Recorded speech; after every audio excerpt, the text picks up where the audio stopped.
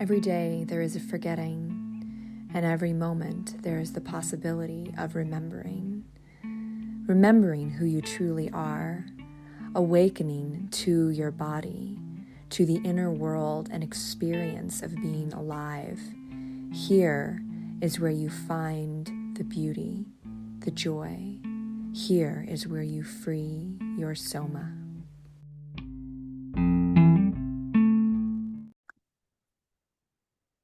Hello, and welcome to Free Your Soma, Stories of Somatic Awakening and How to Live from the Inside Out. Today I have Brianna McKee with me here.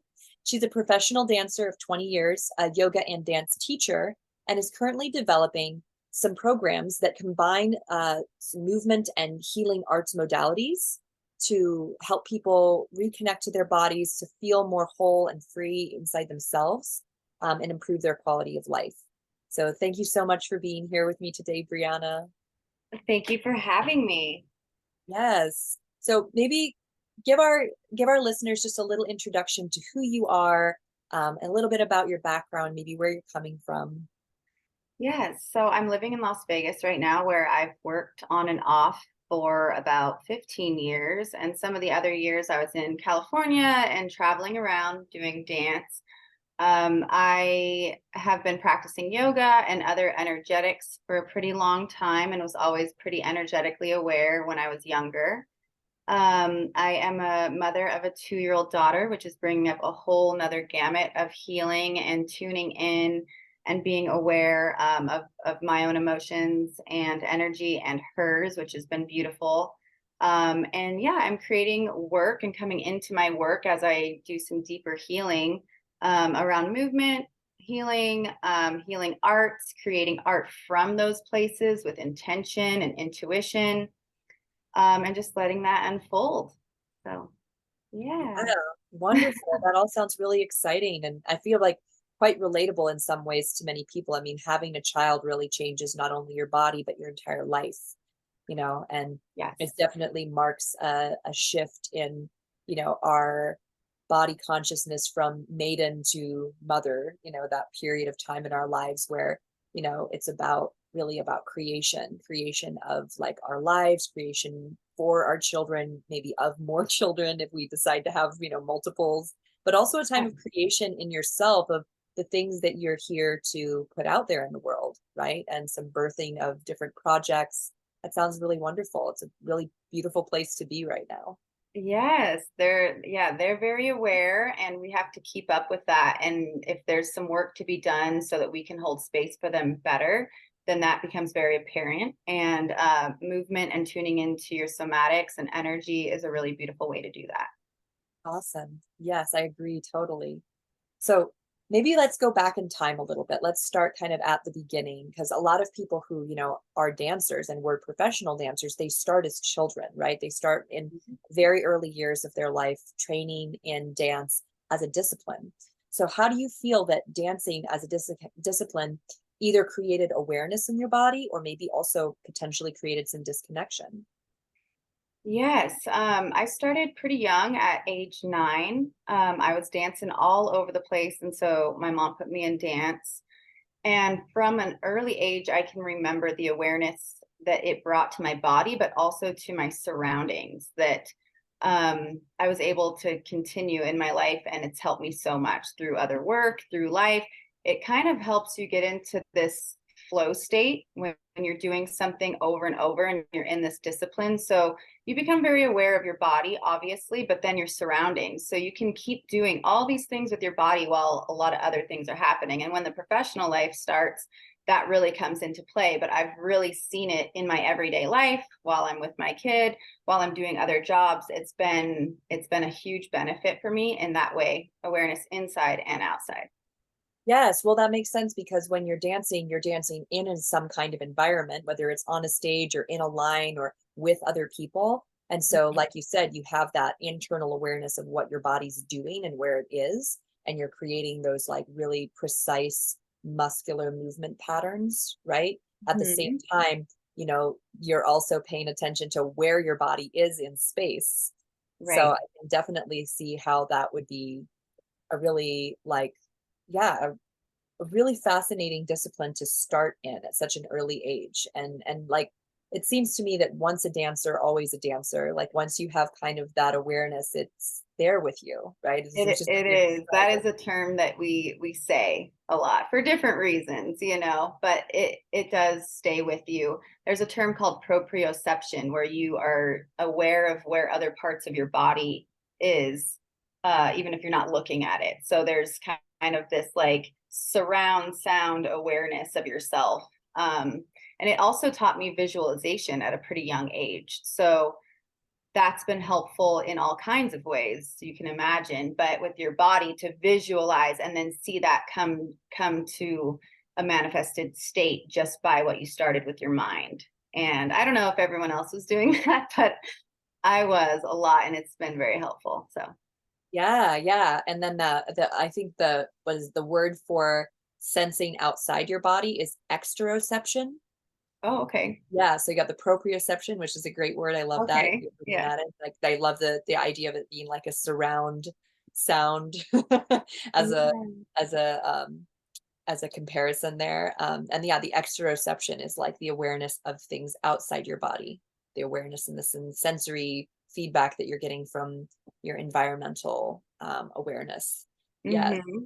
And then what you said just a moment ago about being, you know, being in this experience in your life with the things around you and how it just builds, right? In this professional way, you now have this as like a skill in your body that you tap into. And it's something that you can kind of like return home to. Right.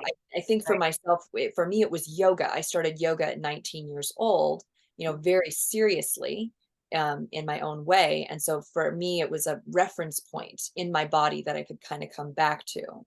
Yes. Right. Yes. Yes. Yeah, and the breath too, which I didn't learn till I started yoga a little later. I didn't really learn to access that. But then when I was able to combine that with other types of movement, it's a whole nother game changer.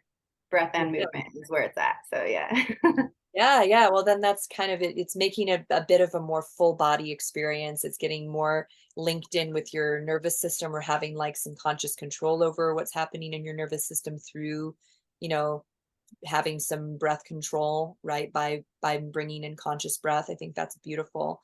The other piece that you just spoke to, which I think is really fun, is that the visualization piece. And, I think it's cool that you were doing that. You think you were kind of doing that naturally, like that's just how you would figure out how to do things, was by visualizing yourself doing them, or were you actually taught to do that as a way to learn dance moves? I remember a ballet teacher giving us some visualization cues for balance, like being rooted and feeling the different textures of our movement. Whether it was a steel rod going into the ground, or we're pushing through molasses, or all these different textures. But then when it came to performance, people would practice and practice and practice. And I found that would make me overthink a lot. And I would prefer to get into the visualization of feeling. And that kind of served me a little bit better. That's really awesome, because what we do when we're visualizing anything, and it could be, something kind of this descriptive, kind of like the moving through molasses or something, right? Or any of these like evocative, kind of sensuous terms that we might use to figure out how that movement might feel or be experienced by our bodies. Part of what our brain does when we visualize a movement is it uses the neurons that we're going to use for that movement already get like fired, basically. So even though you're not moving, if you visualize yourself doing something and they were to put like little electrodes on you to measure like the electrical energy in your muscles, your brain would already be firing to those muscles to like create the motor plan, is what they call it, a motor plan to do that action, to do that thing. So it's Wow. like literally very effective. And if you Right. think about that, like you kind of touched on this a little bit, like if we want to manifest something in our lives, if we want to, you know, give some kind of incredible performance, if we can like visualize ourselves speaking or dancing or, doing something, right, that we're going to do during that performance, and we can imagine ourselves doing it, we already create like the internal plan of how that's going to be done within our system. Right. That's so fascinating. And then attaching that to the sensing and the feeling of it, right? Or allowing that to flow with it, right? Yes, well, because it's Right. part of it, right? Like Yeah. it's the same way, like even if, I don't know, like we take something terrible, like watching a horror movie and something happens to the person on the screen and you jump and your body like recoils. It's a Hmm. similar kind of thing, that's like more of a maybe like a gross example, but like in a more delicate way, if you just were to like imagine yourself doing something, like you would already start to create expectations around like what that would be like for you, right? At that Right. moment in time, there might be like emotions or feelings that come up around whatever it is that you're imagining, right? Yes. Positive or negative. And so it's a really beautiful tool, visualizing, um, to be able to actually bring whatever is in your, mind, or your hopes, your dreams, your experiences that you want to have, bring them into your physical body through a visualization technique. Yeah. Right, right. And then practicing from there kind of served me more than going physical, physical, messing up physical, you know what I mean? Oh, yeah. Um, I was like, can I do this part first with like without all the physical full out? We call it marking in dance when you do things without full exertion, but you're getting the musicality and you're getting all the feeling and everything, and then practice all the things over and over. Then get more precise from kind of that space of being tuned into kind of the foundational pieces. That wasn't always allowed, like in the professional world, that's not something that they want. Usually you just rehearse a million times, but when I get the creative control, I try to do that kind of way. Nice, nice. Yeah, I can understand if they're trying to just really, you know, be as streamlined as possible, they might kind of feel like it's not necessary or something. Yes. But I think it sounds really nice. I like to take it slow. I like to kind of build things piece by piece. And, if you were Right. doing dance not just as like an objective to like get a thing done, but more as like a creative process, then Mm. that would probably be really essential, I would think. Yes, I love that. Awesome. So, what are some of the blessings and challenges that you found in being a dancer? Like, what are some of the things that come Mhm. up in your experience? Yeah, I mean, the gifts and the blessings, I kind of spoke to, like the awareness, and how that comes up in other places in my life, inside and outside, and getting into that flow state. And like you said, it's a baseline that I can go to. I remember cocktailing in Hawaii, and I would just get into this super flow state, and everything was very like almost martial arts, and I could, the timing of everything just seemed like was just flowing with me, and I was like, this is what dance taught me. Yeah, some of these heightened emotion, being able to express very heightened emotion, being able to move energy, those are huge blessings, and to tap into just such a full spectrum of ups and downs with emotion and just with pure energy. When you feel the audience and you're performing something with, I don't know, with a lot of people and with a really heightened energy, it's a feeling like no other, for sure. So it's given me a lot of experiences like that. Um, what else? What else? Just being able to move your body and access your own, to tune into yourself for a living, is really cool. And what you have to do in order to keep that going is basically take care of yourself. Mm. And we don't always do that. So getting to the other side, it comes with kind of a rock star lifestyle, depending on what you're doing within it. So finding that balance, of enjoying it as well as working on your instrument and taking care of yourself. So, but yeah, there was blessings in all of those things, uh, whether they were a little crazy or not. At times, I had a lot of fun and I had a lot of lessons. Right, right, right. Well, I think that that's probably, your craft is going to be impacted pretty directly if you have too many sleepless nights or too many days where you're not taking care of yourself, right? Like it's going to show up in like your level of like uh yeah, your level of energy to actually execute the performance, right? You can't be hungover too many days in a row. Yeah.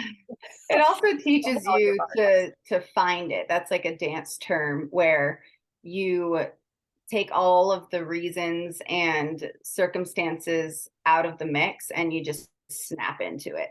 So I've used that in life before where it's like, okay, this is all in your mind. This is, we're going to get there. We're going to do it. It doesn't matter if you didn't sleep very much. You're here. And it works. But Yeah. it catches up eventually. My life is a lot different these days.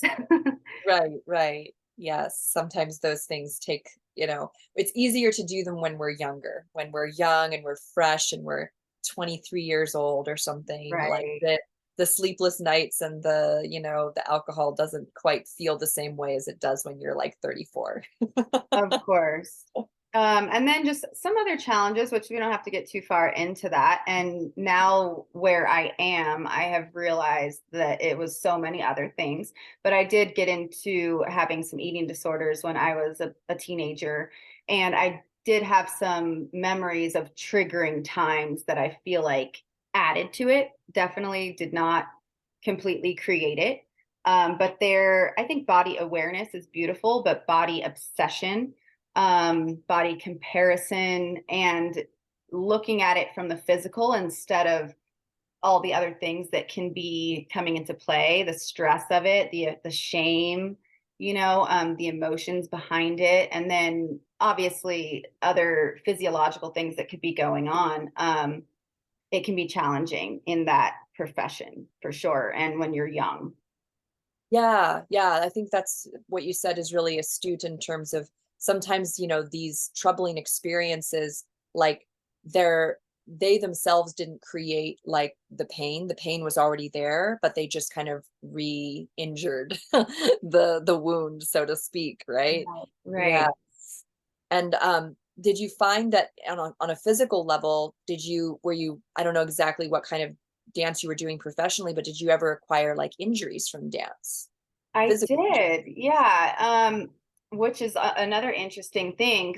We're talking about somatics, and when we started noticing body sensations and things.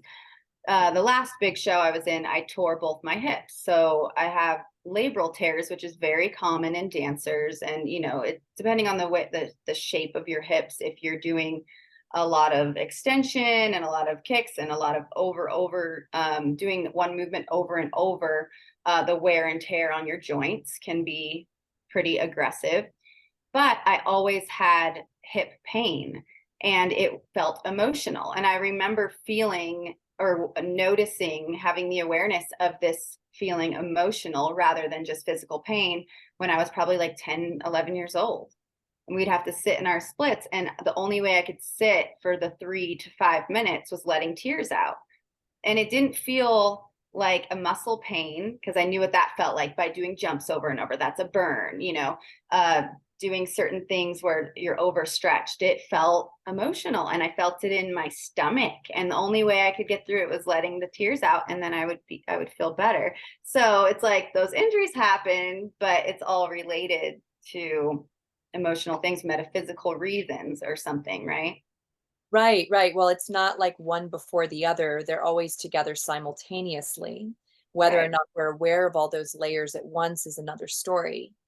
So there may have been like, you know, uh, there may have been some kind of like stretching if you're doing the splits, for 3 to 5 minutes. There was probably some kind of stretching sensation going on.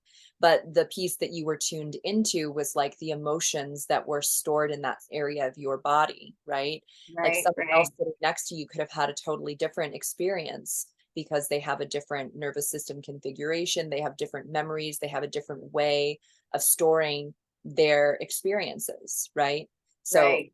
certainly there's plenty of people listening who might really feel like resonant with like, oh yeah, I hold, emotions in my hips, but somebody else, and I know this from working with so many different types of bodies, they don't hold it there. They hold it in their neck. They hold it in their jaw. They hold it in their hands. You know what I mean? Like Right. it's so fascinating, the just different ways that our body keeps information and stores information. And it sounds like you had an experience of those layers of your consciousness, of your body consciousness, at an early age. When did you discover somatics? When did you discover kind of that there were terms and there were people talking about this kind of Honestly, phenomenon? the actual word somatics, and not until the last like 3 years. But I've always referred to it in different ways. I've called it, energy or moving energy, and it's helped me. I've always looked at, like, by self-healing with the eating disorders and other things in my life. I've always looked at it in all the areas: physical, mental, emotional, metaphysical, and that's just what made sense to me. But it hasn't been until recently that I really realized what I was doing and started to research and listen to more around somatics and embodiment and trauma release and emotional release and all of those things. Been very drawn to that, but recently I've been seeing, oh, this is what it is. Like, this is, a lot of people are doing this, and kind of putting the language to it.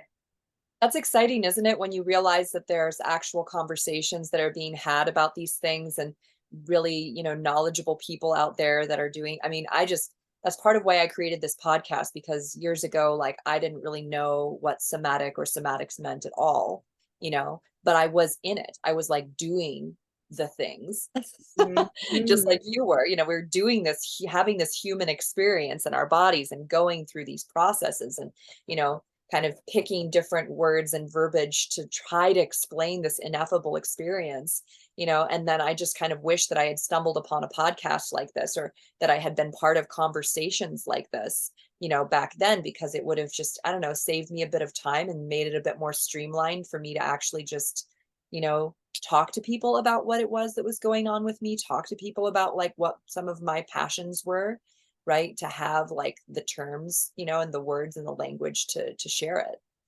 Right. And you probably know from experiencing so much yoga starting very young. I used to ask people, like, are you guys getting like memories and insight and different emotions coming up once you really tune in when you're in practice? I'm like, I'm going on many journeys in here, And I didn't experience that so much in dance until till now. I've been doing more intuitive and intentional movement, but in dance I wasn't feeling that so much. And when I started doing yoga, and I was like, this is different, like all this stuff is happening, and it's like this stuff is in my body and it's coming up, and it's also a way to tune in and connect to your guidance system and to whatever else you believe in. But I didn't have anyone that was giving me any feedback on that. I was like, oh, okay, it's just me. Yeah, yeah. Which I know it's not at all, but Yeah, I think it depends on like the yoga teacher, the yoga studio, the yoga culture that you're in. Some of them are going to be like more aware of those kind of things, or at least more like, I guess open to discussing them, or like, entertaining them than others. mhm, Because we have, in many ways, we have kind of like a yoga as exercise model that sometimes goes on in like this country, and in other countries too, and it's not necessarily a bad thing. It's just right. that sometimes when it's done that way, or when that's the focus, you can kind of like not feel like there's space for those sort of philosophical or spiritual or internal experiences to be like shared and expressed and acknowledged, without kind of seeming like a little bit like odd or something. Right. Right, you know right. like but yeah, I think that with with my yoga practice, it always, from the start, from what I started with, it was always kind of, in many ways, kind of psychedelic, because I was doing hot yoga. Right. And that was Mhm. the yoga I started with, and that was like very, very intense. That was like the most intense thing that at that point in my life I had done with my body, was just even to endure like that heat, for like that period of time. And of Right. course, bringing up all kinds of different emotional states just from the, being in a really, really hot environment like that does, Yeah. like it's what is it called, sweat lodge, or those Right. kind of things that have those kind of intentionally, like, I'm thinking of the word, like it's an extractive process, like you're extracting something from your body through the heat. Yes. Yes. Yeah. Love that. So let's go kind of deeper into the movement idea and intuitive movement, because certainly like yoga and dance and all these different kinds of movement can be done intuitively and can also be done, a bit more mechanically. Right. And how would you define intuitive movement? What does intuitive movement mean to you? Well, when I first read that question, I read intentional. So I kind of am touching on both, and they kind of weave into each other, intentional movement and intuitive movement. Intentional, because I thought that was the question, I started to feel into putting intention to movement, and I realized that I really loved to do that my whole profession, and if I wasn't able to access that, I didn't enjoy it as much. By setting an intention of your kind of story, and I feel like by doing that, which crosses into intuitive movement, we're tapping into our energy. So it's not just our body doing this anymore, it's our energy. And I've always thought it'd be so fascinating to be able to see what our energy is really doing when we're really in the emotions and in the intention of movement. They have that Kirlian photography that captures like electromagnetic. And I'm like, I don't know if they have that people size in motion, but we'll see, maybe someday. But the intuitive movement, I found, sometimes we have an injury or we have something that's bothering us, and maybe we can't get to a massage therapist, or we can tune into ourselves. You know what I mean? And just let some music go. And instead of thinking about doing an exercise or doing a movement, we let our body talk and let our body start to initiate.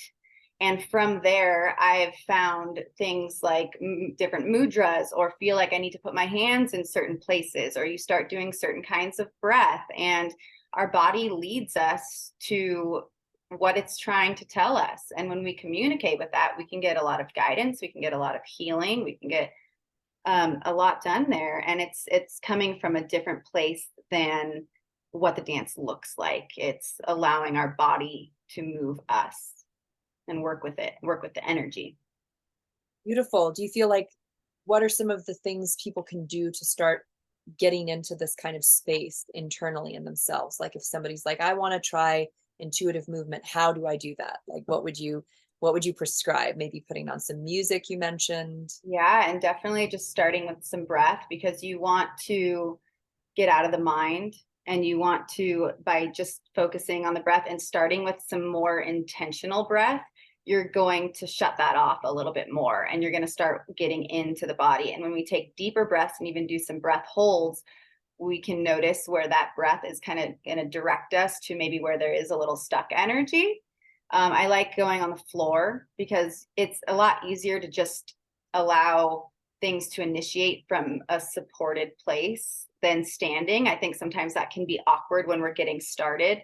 And close your eyes and just kind of let it take over and try to go into the internal landscape.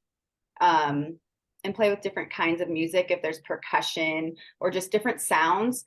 Also lyrics, like if you're trying to if you're in an emotional state, then I think some music, there's nothing better than playing music that meets you with that emotion. And just go with the feeling more than what it looks like.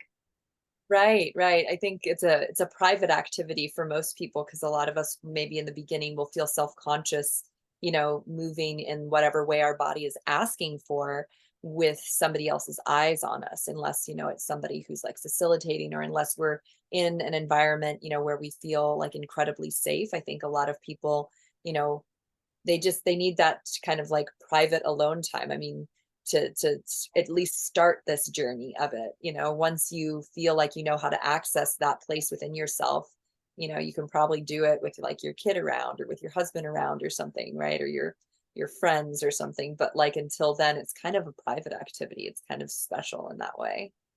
Yes, I agree. I think that you can get into kind of a intuitive trance-like state with others too, but I get more guidance when I'm by myself, no matter what. Um, and just going in more like a ritual. Yeah, yeah. And it's interesting too, because I think that energetically, kind of what I imagine as you're describing is that when we start to tune into our sensations and feel into what our body is asking us for, right? And then we give it movement, we give it structure. That's actually kind of moving our own self energy around inside our bodies in this really powerful way. We're kind of like really tapping into our own aura. And I think that that experience is so fortifying for our own energies. And so if we have jobs or relationships or situations in our lives where we're, using a lot of our energy to help others, or, kind of getting drained from, the things that are required of us, like how nourishing what you're describing is, to like just come back into our own energy in this really like peaceful way. Right. And another element that I found helpful that I didn't really learn until I had my daughter was once we have those feelings, and sometimes we aren't able to do the exercise or the movement that the energy is asking for. Go for a run, or depending on the intensity of or what it really needs. Going inwards, still having that intention, but just naming it.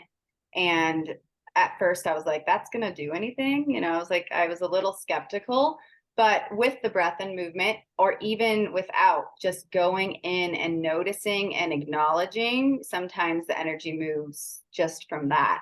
And that's something I'm still learning about, but I've definitely benefited from that, and it does happen. Yeah, yeah, and it shifts all these other kinds of mental, emotional things that we sometimes think we have to figure out with our conscious mind. If we just, I when I work with people and we're doing the Hannah somatic movement together, they'll come in with all these different things that they're worried about or frustrated about, or things that are going on in their lives they don't feel like they have any control over, they don't know what to do. And we'll spend the next 20 minutes to an hour doing movement, and Mm, they will get down regulated, they will get like into their bodies, into their own energy. And it's not as if by the end of the session we've solved any of the problems that they arrived with, but the problems feel different now that they're in a different state. you know right. What is that called? Hannah somatic? yeah, yeah, that's the modality that I am specifically trained in, is Hannah somatics. And it's all about retraining muscles to hold differently internally through movement. Yeah, Wow, amazing. yeah, I'd love to share it with you sometime. It's really cool. um, Definitely. but yeah, it's kind of, I feel like most somatic practice is very similar, in terms of we're not trying to solve a challenge or an issue through thinking or Right. forcing. We're allowing our body to actually process whatever experience is going on, so that Right. the solution to the problem or the challenge itself is perceived differently by us the by the end of the session, by the end of the time that you spend doing this, right? Right.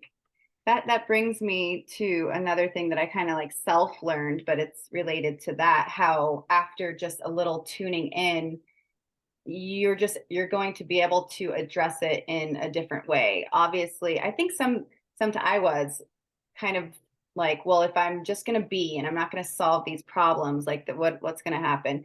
But I've noticed like days where I'm like, I need to take the first half of the day and rest, and that might just be playing with my daughter, but I'm going to listen to my body, or else I could feel a burnout coming on or whatever. Those days I end up getting a lot of things done. It's just later, and you're coming from a different place. So I think trusting that is so important, and it's really difficult sometimes, but It is really difficult because it kind of pushes against the structures that we've been brought up in about productivity, about getting things done in a timely manner, and oftentimes the biggest pressure that we're putting, is on ourselves, right. right? Right. And yeah, and that's a journey for me too. I mean, I find that if I really want to like be able to get a bunch of things done in a day. What I seem to need is like 2 days in a row of really good sleep.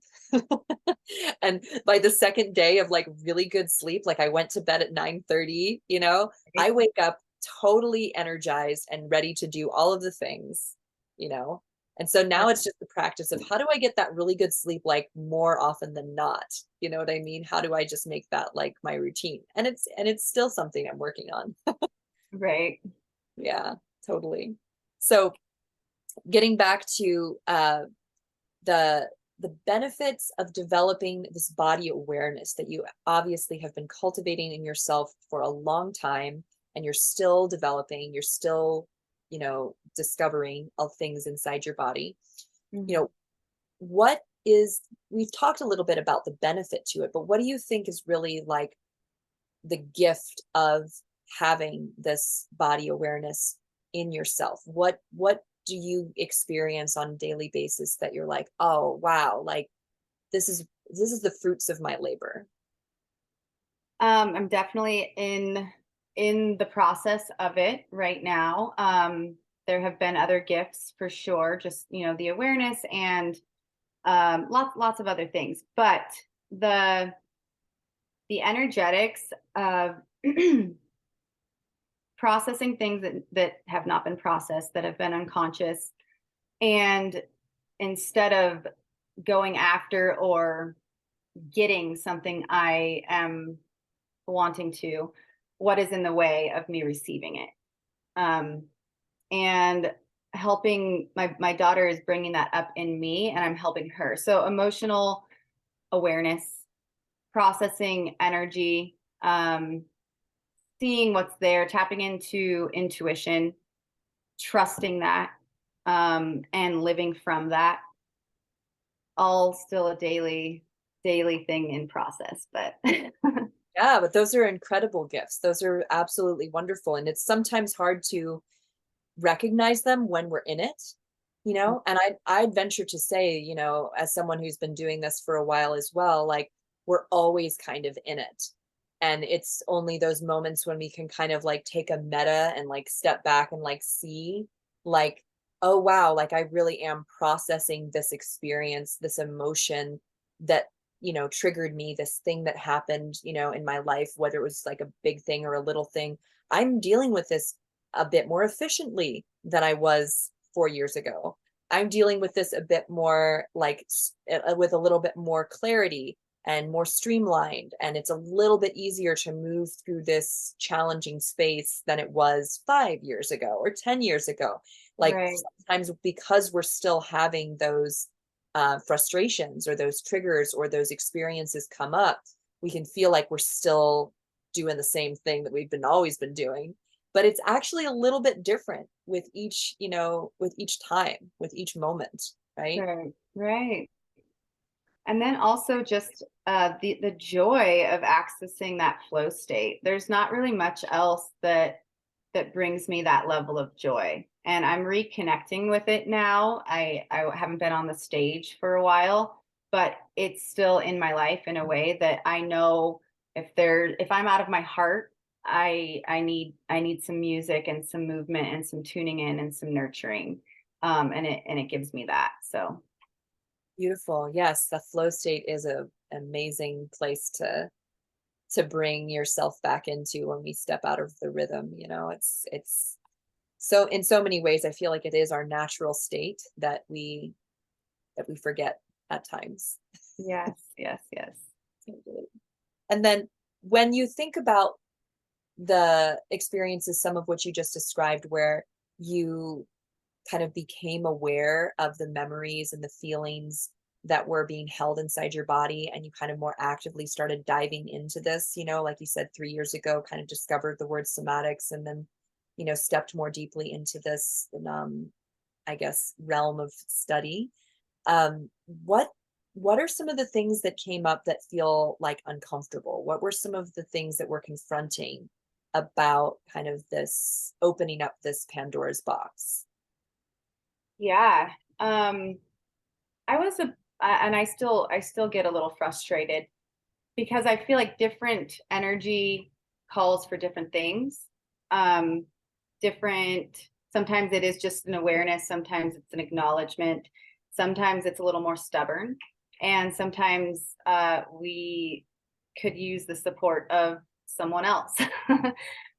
So that can be a little discouraging, and it has been when there's repetitive stuck energy, and being patient with ourselves and really learning not to judge and shame, and more difficult emotions are more difficult when we start to get into them, and how to hold them and love ourselves through it's tough.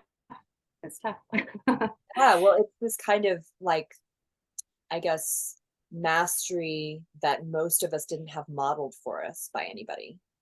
There Right. wasn't necessarily, like, you know, bless my parents, but at the time that I was growing up, they weren't modeling like how to move through emotions like shamelessly. It was like if you had a feeling and it was unpleasant, there was like a judgment there about it. Right. And to fix it. Yes, and to fix it and make it better as quickly as possible rather than Right. whatever time it was going to take for me as a child or me as a person to go through that experience, whatever it Right. was.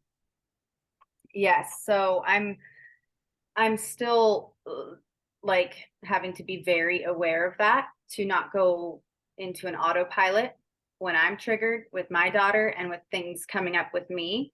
Yes. Um, to allow it to take its full process and its full flow, not meaning that we can't use tools and we can't, create environments that help that. And also holding space for her, but not fixing it, just letting her know that all feelings are feelings. It's not good or bad. And I'm definitely still learning that right now, but I felt the layers continue to peel off as I meet it in that kind of way. Yes, and sometimes we have more capacity than others for, this level of awareness and patience, like there are certainly times where like my nervous system is just fried, for whatever reason. Like I've just been doing a lot. I've been like, I'm tired, I'm hungry, whatever it is. And my son is like screaming and he's dysregulated. And I'm just like, please be quiet, like anything. I will just give you the thing, the object. Like, I just need you to not be screaming right now. Right. And Right. then there are times when I'm much better at holding space for that experience and being like a loving guide to him, Of So course. even in my like, incapacities at some time to like, to do that, to be this ideal parent that I want to be, like, okay, even in that, I can like forgive myself. I can like move forward. I can just acknowledge, okay, that wasn't ideal, but after I get a little bit of sleep, a Right. little bit of food, I can, go back and like we can make it a little bit more, I don't know, ideal or something. We can like fix it up and make it a little bit less, I don't know, challenged or difficult or scary or whatever it felt like in the moment, whatever judgment or fear I was having in the moment of just going through the motions and doing, what's really natural for all parents to do, which is like, my kid is screaming, how do I make this Yeah. stop? Comfort, fix, and Yeah. yeah, definitely learning the different tools for that.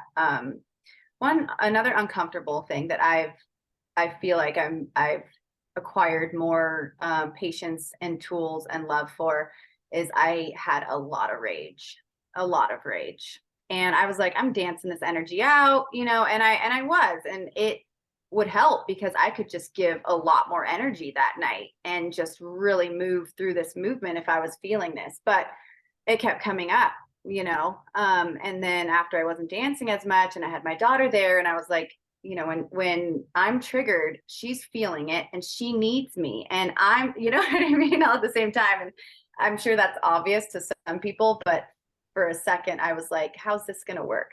So I started finding other tools to, sit with the energy but then really move it through. And like pillow screams, hand screams, during doing certain kind of breathing, where she sees me do those things or she sees me cry a little, but it's I'm feeling emotions. I'm sharing that with her, that I'm feeling these emotions and mama's just working through these emotions. But the pillow screams and the hand screams is amazing. I mean, I cleared so much energy while acknowledging it. So those have been great, but it was very uncomfortable until I got some ways to sit with that and process and release.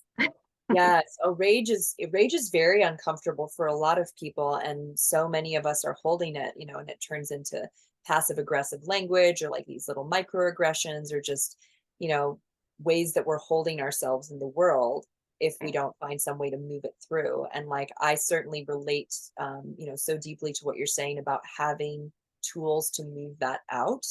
And sometimes it's physical activity, like going on a run or just, like you said, putting that energy into your dance.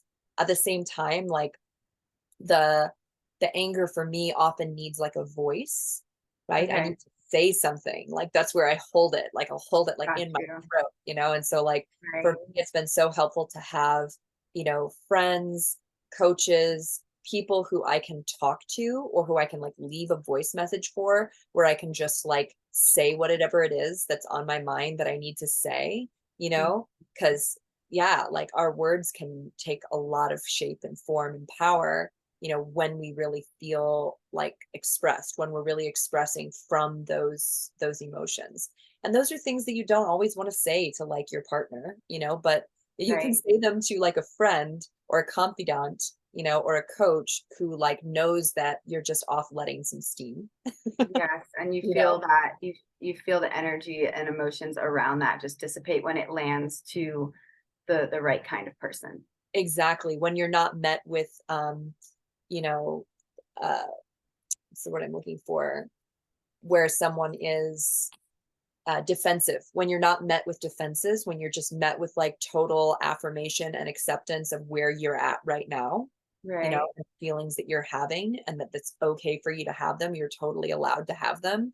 That Mm, kind of like space of permission for me is just so awesome and yeah. delightful. And I just wish that like every human had like a safe space like that to just say how they feel, and for it to Right. be like okay for them to feel that way. Yes.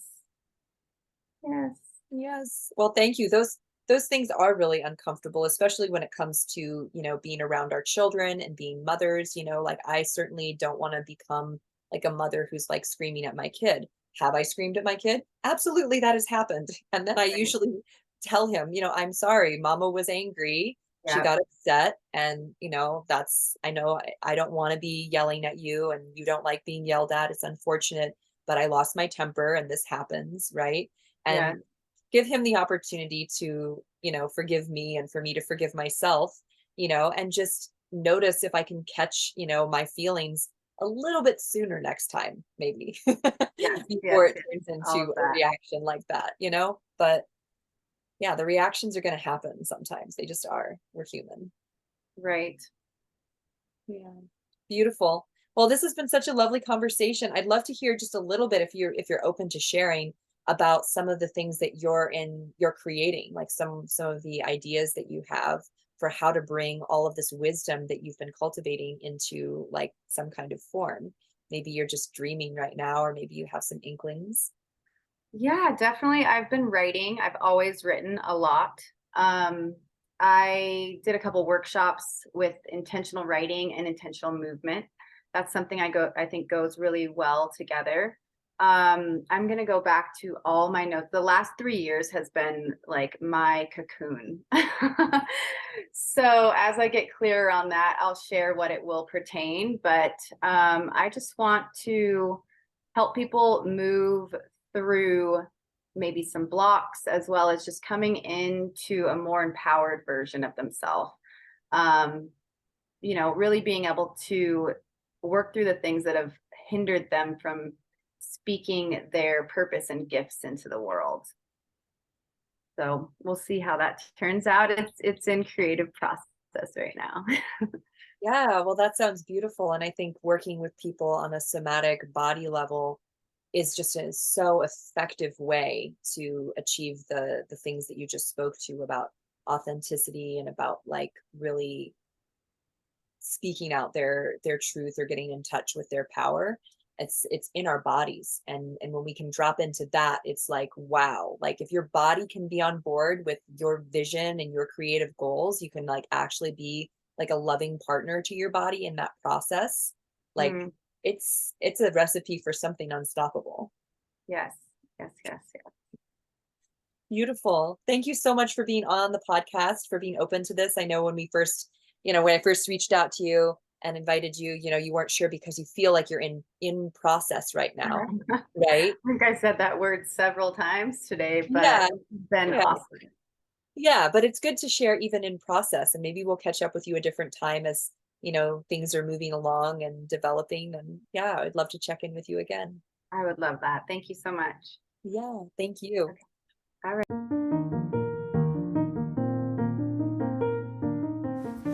Hello, everyone. I'm Amy Takaya, and I have an exciting announcement. At the end of September, I will be hosting my first full-length retreat. Somatic Awakening will take place in the San Gabriel Mountains. This 3-day transformational experience will include Hana Somatic Movement, hands-on somatic bodywork by my father, William Davis, my cousins, Seiji Oshenza, and myself. We will also explore somatic yoga and mudra practice, as well as an end-of-the-day sound healing to deepen your calm and release. Only 9 spaces are available for full-time participants. Day passes will be available for the Saturday activities. Right now, you can get $200 off the full price of the retreat. So, if you're feeling called into freedom and ease of movement, a peaceful, relaxed nervous system, delicious plant-based meals, and a fresh and enlivened way of being, go to freeyoursoma.com and hold your space. Payment plans are available by request, and feel free to reach out to me with questions or comments at freeyoursoma@gmail.com. Thanks again for listening and supporting this self-healing revolution.